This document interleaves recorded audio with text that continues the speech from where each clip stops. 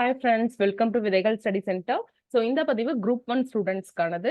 So அந்தந்த exam study சென்டரோட பிளேஸ்ல நீங்க இருப்பீங்க.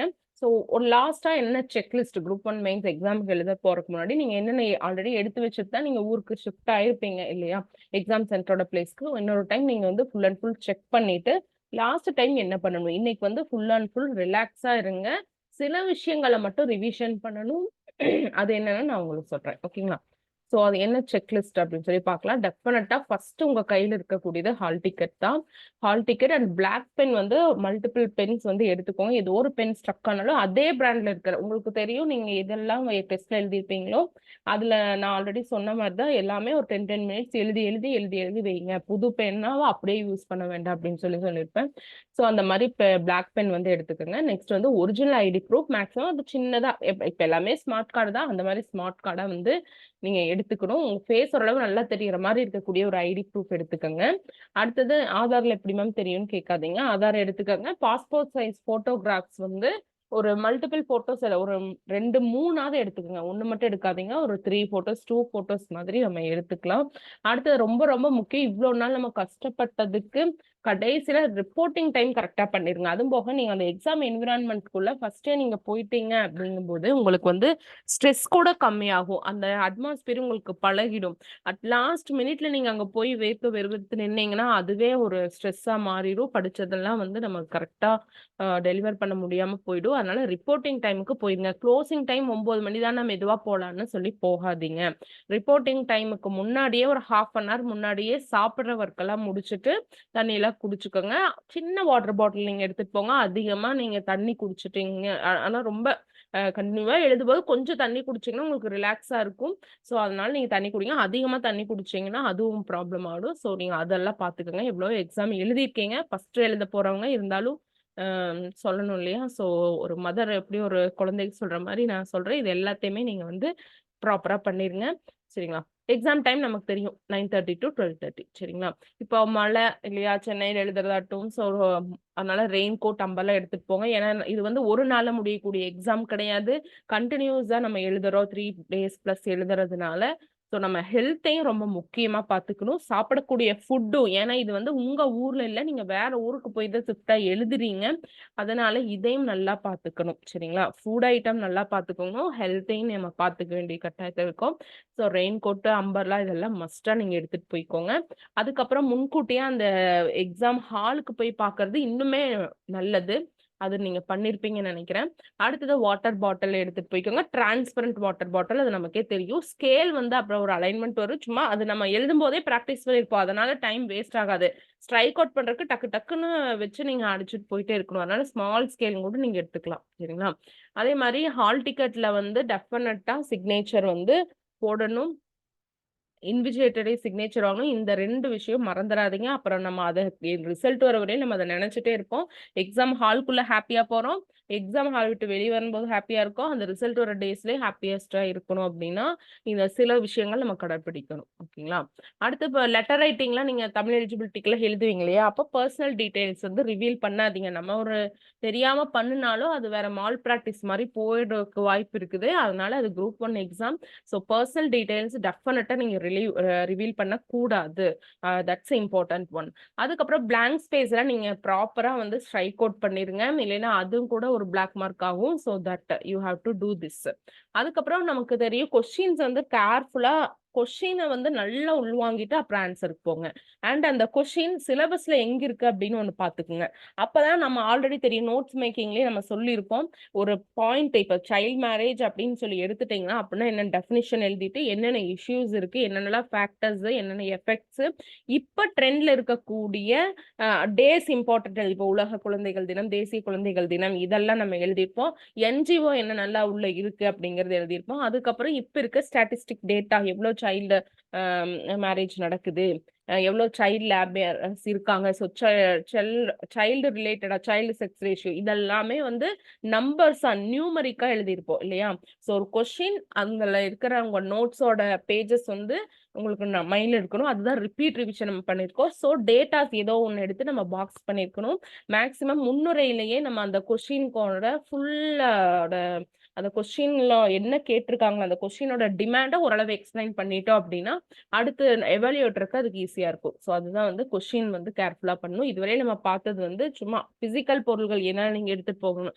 இப்ப நம்ம என்ன பண்ணணும் அப்படிங்கறத நான் சொல்றேன். அதுக்கப்புறம் வந்து பிரேக்ஃபாஸ்ட் தயவுசெய்து ஸ்கிப் பண்ணிட்டு போயிடாதீங்க. நமக்கு தெரியும் பிரெயினுக்கு தான் வந்து நிறைய வந்து நமக்கு பிளட் சர்க்குலேஷன் தேவை. பிளட் சர்க்குலேஷன் வித் குளுக்கோஸ் தேவை. ஸோ சாப்பிடணும். பிரேக்ஃபாஸ்ட்டை வந்து தயவுசெய்து காம்ப்ரமைஸ் பண்ண வேண்டாம். லிக்விட் ஐட்டம் மட்டும் சாப்பிட்டு போறேன்னு பண்ண வேண்டாம். ஓகேங்களா? நார்மலா இட்லி இந்த மாதிரி சாப்பிடுங்க. அவில வேற இந்த பூரி, தோசை இது எல்லாமே வேண்டாம். ஓகேங்களா? ஸோ நார்மலா இட்லியே சாப்பிட்டுக்குங்க. சரிங்களா? கொஞ்ச நாள் தான் இல்லையா? அதுக்கப்புறம் நீங்க கண்டென்ட்ஸ் நம்ம தெரியும் இல்லைங்களா? மெயின்ஸ் குரூப்ல வந்து ஸ்கீமுக்கு மட்டும் தனி குரூப் இருக்குது. இன்ட்ரோடக்ஷன், கன்க்ளூஷன் மட்டும் தனி குரூப் இருக்கு. அப்புறம் அந்த centre of body of the centre of the content அதுக்கும் வந்து நம்ம குரூப் இருக்கு இல்லையா? அந்த குரூப்ல மட்டும் சும்மா போட்டிருப்போம். அத மட்டும் சும்மா அப்படியே நீங்க ரிவைஸ் பண்ணுங்க போதும். ஓகே. நான் ஜெனரலா சொல்றேன். நம்ம இந்த டெலிகிராம் குரூப்ல இருக்கிறவங்க சொல்றேன். மத்தவங்க நீங்க ஒரு ரிவிஷன் ஸ்ட்ராட்டஜி வச்சிருப்பீங்க இல்லைங்களா? அத நீங்க பண்ணுங்க. மேக்ஸிமம் இன்னைக்கு go to bed at earlier. நீங்க வந்து தூங்குறதுக்கு நேரத்திலேயே நீங்க போயிருங்க. சரிங்களா? அதுதான் முக்கியமான விஷயம். இந்த 4 டேஸ்மே நான் சொல்றேன். ஓகேவா? அதுக்கப்புறம் ஸ்டூடெண்ட்ஸ் எல்லாமே என்னென்ன predicted question for example environment பேஸ்ல இருக்கலாம், போல்ஸ்ல இருக்கலாம். ஸோ சில ப்ரிடிக்டட் கொஸ்டின்ஸ் வந்து போட்டிருக்காங்க. அந்த கொஸ்டினுக்கு சும்மா ஒரு ஒரு ஆன்சர் மட்டும் எழுதி பார்த்துட்டு போங்க. ஏதோ 1 ஆர் 2 கொஸ்டினுக்கு ஆன்சர் மட்டும் டைம் வச்சு எழுதிட்டு பார்த்துட்டு போங்க. ஓகே. ஒரு 10 மார்க்னா ஒரு 7 மினிட் டைம் வச்சு எழுதுங்க. ஒரு 15 மார்க் எடுத்து 9 மினிட் டைம் வச்சு எழுதுங்க. அப்படி டைம் எழுதி பார்த்துட்டு போங்க. மேக்ஸிமம் என்னோட எக்ஸ்பீரியன்ஸ்ல சொல்றேன். இந்த நைஃப் எல்லாம் யூஸ் பண்ணி ஏதாவது இந்த ஆனியன் கட் பண்றது லேடிஸ் ஆகட்டும், இந்த மாதிரி ஏதாச்சும் கட்டிங் ஒர்க்குக்கு போயிடாதீங்க. ஏன்னா என்னோட நம்ம ஸ்டூடெண்ட் ஒருத்தங்க வந்து நல்லா எழுதுவாங்க. பட் இந்த நைஃப்ல வந்து லாஸ்ட் ஃபிங்கர் கட் பண்ணிருப்பாங்க. ஸோ அதுல இருந்து நான் அதையும் கூட பாயிண்டா வந்து நான் சேர்த்திக்கிறேன். அந்த மாதிரி இந்த கத்தி இந்த மாதிரி விஷயத்துக்கெல்லாம் நீங்க போகாதீங்க. நெயில் கட் பண்ணிருங்க. ஏற்கனவே கட் பண்ணிருக்கணும். நான் கிளாஸ் சொல்லிட்டேன் நானு. ஸோ கடைசியில கட் பண்ணி இந்த ஓரத்துல கட் பண்ணி விட்டீங்கன்னா அது எழுதும்போது வலிக்கும். ஸோ நம்ம எந்தெந்த பக்கம்லாம் யோசிக்கணுமோ அந்தந்த பக்கம்லாம் நம்ம யோசிக்கணும். ஏன்னா நம்ம இவ்வளவு நாள் கஷ்டப்பட்டு எஃபர்ட் போட்டிருக்கோம். அத நமக்கு ஃப்ரூட்ஃபுல்லான ஆன்சர் ரிசல்ட் கிடைக்கக்கூடிய அந்த நாட்கள், அந்த 4 நாட்கள், அந்த நாள்ல நம்ம எந்த விதமான தவறும் பண்ணக்கூடாது. அதனாலதான் நான் இந்த அளவு சொல்லிட்டு இருக்கோம். அடுத்தது வந்து பாத்தீங்கன்னா, ஆன்சர்ஸ் வந்து ஃபாஸ்ட்டா எழுதுங்க. இப்ப பாருங்க ஃபர்ஸ்ட் வந்து 4 கொஸ்டின் நல்லா இருக்கும். 5வது கொஸ்டின் வந்து ஜிலேபி பிச்சு போட்ட மாதிரி எழுதி போட்டுட்டு போவீங்க. அந்த மாதிரி பண்ணீங்கன்னா உங்க மார்க்கே நமக்கு கிடைக்காது. ஓகேவா? கண்டென்ட் நல்லா இருக்கு. ஆனா அந்த மாதிரி பண்ணக்கூடாது. ஸோ ஃபர்ஸ்ட் எப்படி எனர்ஜி லெவலோ அதாவது ஃபர்ஸ்ட் எப்படி கொஸ்டினோட ஹேண்ட் ரைட்டிங் இருந்துச்சோ அதே மாதிரி அந்த ஃப்ளோ வந்து அப்படியே எண்ட் ஆஃப் த திங் வரையில வரணும். அப்படி வரணும் அப்படின்னா டைம் மேனேஜ் வேணும். அப்படி டைம் மேனேஜ் வேணும்னா from the beginning the first question இந்த ஃபர்ஸ்ட் கொஸ்டின்ல இருந்தே நீங்க ஃபாஸ்டா எழுத ஆரம்பிக்கணும். டைம் கிட்ட கிட்ட ஆக ஃபாஸ்டா எழுதினீங்கன்னா ஹேண்ட் ரைட்டிங் மாறிடும். ஸோ இது ரொம்ப ரொம்ப முக்கியமான ஒரு விஷயமா நீங்க பார்க்கணும். அடுத்து வந்து எந்த கொஸ்டினை நீங்க சூஸ் பண்ண போறீங்க, எந்த கொஸ்டின் சாய்ஸ்ல விட போறீங்க, அதுல வந்து தெளிவா இருக்கணும். அதையே மறுபடியும் கொஸ்டினை படிச்சு சூஸ் பண்றது வேண்டாம்னு நீங்க பார்க்க கூடாது. ஃபர்ஸ்ட் ஒன்ஸ் பாத்துருங்க கொஸ்டின் பேப்பர். இது ஓகே, இது ஓகேவா அப்புறம் பாருங்க. ஓரளவு தெரிஞ்ச கொஸ்டின் நல்லா தெரிஞ்ச கொஸ்டின் எழுதிட்டே போங்க. அதுக்கடுத்து ஒரு ரவுண்ட் வந்துக்குங்க. ஏன்னா ஒவ்வொரு கொஸ்டின் சூஸ் பண்றதுக்கும் நீங்க அடுத்தடுத்து நீங்க பாத்துட்டு இருக்க வேண்டாம். ஏன்னா எப்படி இருந்தாலும் நல்லா தெரியிற கொஸ்டின் இருக்கும். நல்லா தெரியிற கொஸ்டின் அப்படியே லைனா எழுதிட்டே வாங்க. ஃபர்ஸ்ட் கொஸ்டின் பாருங்க நல்லா தெரியுது எழுதிருங்க. 2வது ஓரளவு விட்டுருங்க. 3வது நல்லா தெரியுது எழுதுங்க. அப்புறம் 4வது 5வது விட்டுருங்க. நல்லா தெரியல ஒரு ஐடியா இல்லைன்னா விட்டுருங்க. அப்ப 6வது நல்லா தெரியுதுங்கிறது எழுதிட்டே போங்க. ஏன்னா அப்ப நீங்க கொஸ்டின் ரீட் பண்ணது உங்க மைண்ட்ல இருக்கும். திரும்ப அதுக்கு டைம் வேஸ்ட் ஆகாது. சரிங்களா? அதுக்காக சொல்றோம். சோ எந்த கொஸ்டின் நீங்க எழுத போறீங்க, எந்த கொஸ்டின் சாய்ஸ்ல விட போறீங்க அப்படிங்கறத நீங்க பார்க்கணும். ஓகே. சோ ரொம்ப ரொம்ப முக்கியம். இதெல்லாமே வந்து பிசிக்கல் பொருள் என்ன எடுத்துட்டு போகணும், எப்படி எழுதுறது, ஃப்ளோ ஆஃப் ரைட்டிங் ரொம்ப ரொம்ப முக்கியம்.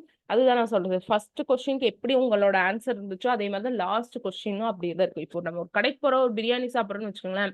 ஃபர்ஸ்ட் வாய் சூப்பரா இருக்கும். 2, 3 வாய் போனோம்னா நமக்கு புளிச்சு போயிடும். அந்த மாதிரி தான் எவாலுவேட்டருக்கு இருக்க போகுது. அதனால மேக்சிமம் எல்லாத்தையுமே முன்னுரையில கொண்டு வந்துருங்க.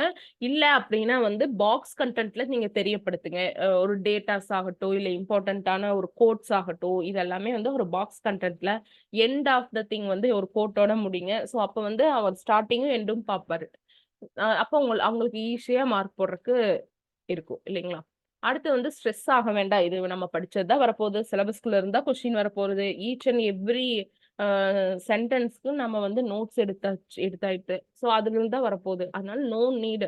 ஸ்ட்ரெஸ்ஸே நமக்கு தேவை இருக்கக்கூடாது. டைம் மேனேஜ்மென்ட் பார்த்துக்கோங்க. அப்பன்னா என்ன அர்த்தம்? ஃபர்ஸ்ட்ல இருந்தே நீங்க என்ன பண்ணணும்?